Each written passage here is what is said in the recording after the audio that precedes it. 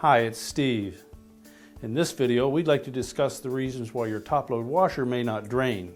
We'll look at the most common components that can cause that problem, where they're located, and how to tell if they're defective.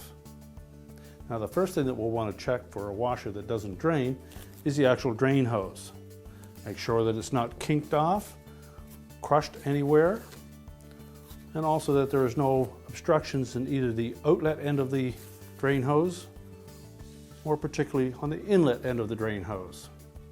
Any restrictions can cause that washer not to drain. You'll also want to look at the standpipe and drain system in your home to make sure that there are no restrictions or clogs there. Once we verify that that's proper, we can then go and look at the washer for an individual component that may cause that problem. Now, the next thing that we'll want to look at on a top-load washer that has a symptom of not draining is the actual drain pump. There are typically 3 different styles of drain pumps used on top-load washers today. Now, this style of washer uses a belt-driven pump. We'll want to make sure that there's nothing restricting the input that comes from the outer tub down into the input of the pump. Make sure there's nothing restricting that hose. Check the outlet of the pump. And we'll also want to verify that the drive belt is in good condition. Just make sure that the belt is tight enough. And this style, it does not need to be really tight. Verify that it's not worn excessively and that it's not covered with any oil or lubricant. Also verify that the impeller turns freely, and if not, you'll need to replace the pump. Now, with a direct drive pump, we have an input port to the pump on the top, and then a drain outlet that goes off onto our drain hose. As the motor turns clockwise as we face it from the pump end, it should be in the drain position and pushing water out the drain hose. So first of all, verify that the motor turns in the right direction and is running during the drain cycle. Verify that there is nothing restricting the input to the drain pump.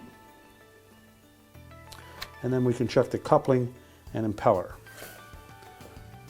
The pump is simply held in place with 2 spring clips.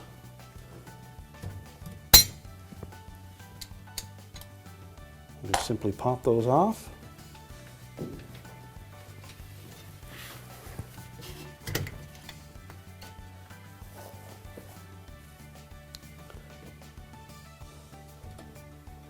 Lift the pump right off of the motor shaft.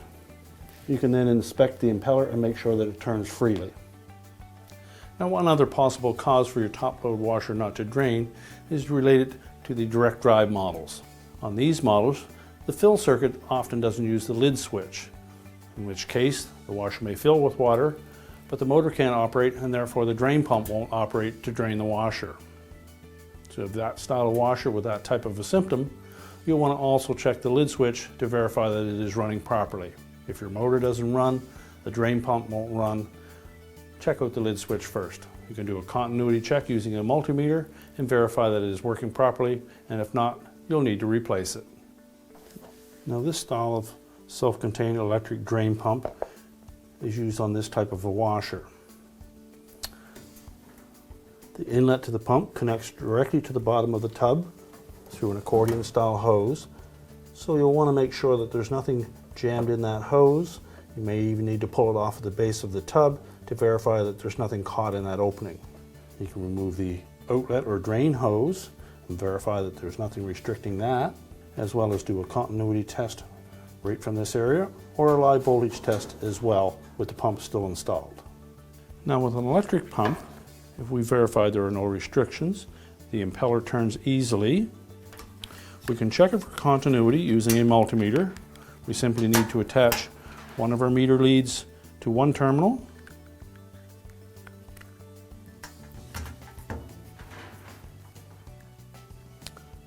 and the second lead to the other terminal.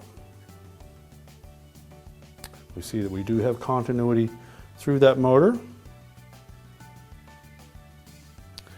If it showed a dead short, as in 0 ohms, would indicate that it was defective, or if there was no continuity at all, would indicate that it is defective.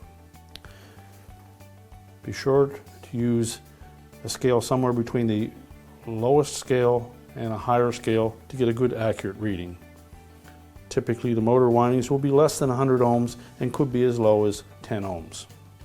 You can also do a live voltage test on this style of drain pump by simply connecting an electrical cord to the pump using a test cord with insulated terminals.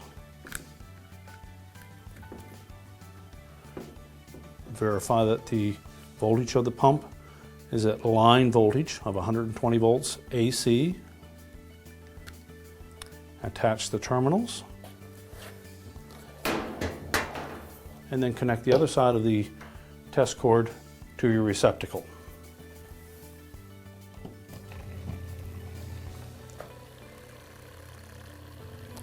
You should feel the motor running and see the impeller turning inside.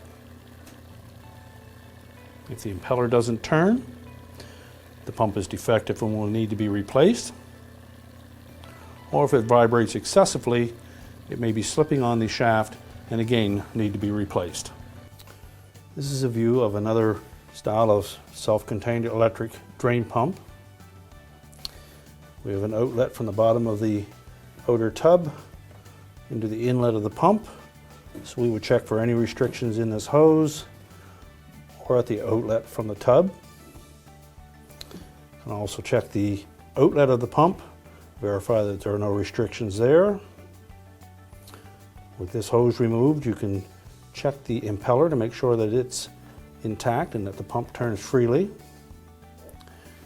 You simply remove the electrical connector at the rear of the pump. We can then do a continuity test, or if you're comfortable with live electrical circuits, you can apply power to that pump and operate it remotely. Thank you so much for watching this video. We do hope that it was helpful to you, and remember to subscribe so you don't miss a thing.